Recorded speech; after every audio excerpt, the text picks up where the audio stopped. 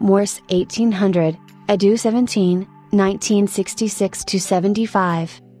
BMC ADO17 is the model code used by the British Motor Corporation, BMC, for a range of large family cars manufactured from September 1964 to 1975. The car was initially sold under the Austin mark as the Austin 1800, then by Morse as the Morse 1800, by Wolseley as the Wolseley 1885, and later the Austin 2200, Morse 2200 and Wolseley 6. The 1800 was voted European Car of the Year for 1965. The Austin 1800 was developed at BMC as a larger follow-up to the successful Mini and Austin 1100 under the ADO17 codename, ADO being an abbreviation for Amalgamated Drawing Office.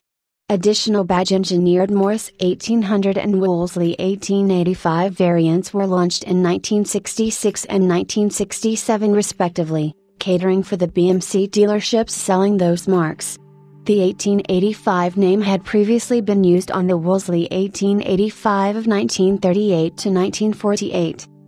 The car was unconventional in its appearance in 1964, with its large glasshouse and spacious, minimalist interior including leather, wood, and chrome features plus an unusual instrument display with ribbon speedometer and green indicator light on the end of the indicator stalk. There was a chrome umbrella handle handbrake under the dashboard parcel shelf, and the two front seats met in the middle and could be used, on occasion, as a bench seat. Both Alakai Iconus and Pininfarina worked on its exterior. The technology under the skin was also unconventional and ahead of its time, including hydroelastic suspension and an example of inertia-controlled brake proportioning, in the form of a valve which transferred braking force between front and rear axles as a function of sense deceleration rather than as a function of fluid pressure. An interesting feature was a tail/brake/indicator night dipping system. A resistance circuit was connected in such a way so that when the side light circuit was energized the resistors dimmed the tail/brake/indicator lights so not to blind or dazzle following drivers. The body shell was exceptionally stiff with a torsional rigidity of 18,032 Nm/degree. Progressive improvement was a feature of most cars in this period, but the number and nature of the changes affecting the early years of the Austin 1800 looked to some as though the car had been introduced with insufficient development. In December 1964, a month after its launch, reclining front seats and the option of an armrest in the middle of the back seat were added to the specification schedule. A month later, in January 1965, the final drive ratio reverted to the 3.88 to 1 value used in the prototype, from the 4.2 to 1 ratio applied at launch. This was described as a response to oil consumption problems. The same month also saw the indicator switch modified. At the same time, higher gearing and reduced valve clearances reduced the published power output by 2 bhp, 1.5 kilowatts, but cured the valve crash reported by some buyers when approaching top speed on one of Britain's recently constructed motorways. The manufacturer quietly replaced the flexible, flat-section dipstick which, it was said, had caused inattentive owners to overfill the sump after inserting the dipstick back to front so that the word oil could not be seen on it.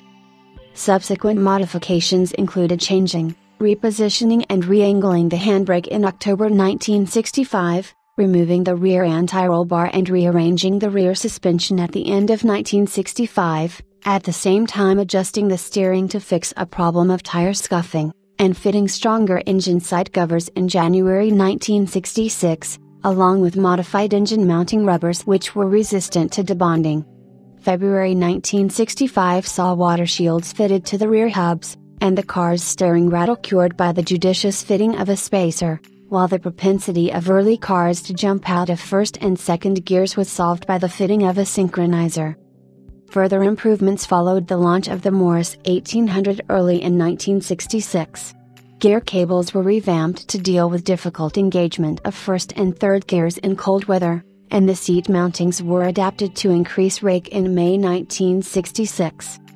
In June 1967, without any fanfare or press releases, a modified version of the 1800 began to arrive at dealers, with repositioned heater controls, a strip of walnut veneer on the fascia, and separate bucket seats replacing the former split bench seat at the front. Other criticisms seem to have been quietly dealt with at the same time, including the fitting of more highly geared steering, which needed only 3.75 rather than 4.2 turns between locks, although the modification had applied to cars produced since September 1966 and, in the case of Australian cars, some time before that. This was also the point at which the car received a differently calibrated dipstick, giving rise to rumors that engine problems on some of the early models had resulted from nothing more complicated than the wrong calibration of the dipstick, causing the cars to run with the wrong level of engine oil. The manufacturer insisted that the recalibration of the dipstick was one of several, unspecified, modifications, and urged owners not to use the new dipsticks with older engines. A nickname of land crab was given to the car by some car enthusiasts, derived from the car's unusual proportions, being much wider and lower than most other cars in its class. The car's successful use in endurance rallies came about because, while the car was never particularly fast, its strong body shell and sophisticated suspension allowed it to reliably maintain competitive average speeds over long distances on poor roads. The car's stance, strength and slow but sure nature over rough ground put the BMC rally crews in mind of a terrestrial crab. The nickname stuck and became widespread in the press and public. The Mark I's doors were later used on the Austin Maxi and larger Austin 3-liter model.